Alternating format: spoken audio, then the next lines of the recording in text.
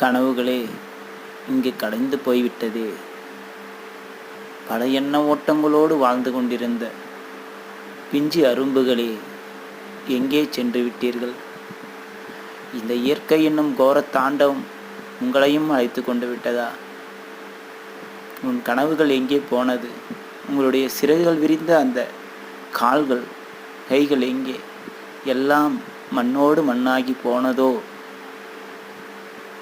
மனிதர்களே எங்கே சென்று விட்டீர்கள்? இந்த வயநாட்டிலே அற்புதமான அந்த கடவுளின் கைகளிலே வாழ்ந்த குழந்தைகளே எங்கே சென்று விட்டீர்கள்? இனி யாரை நாம் காண்போம்?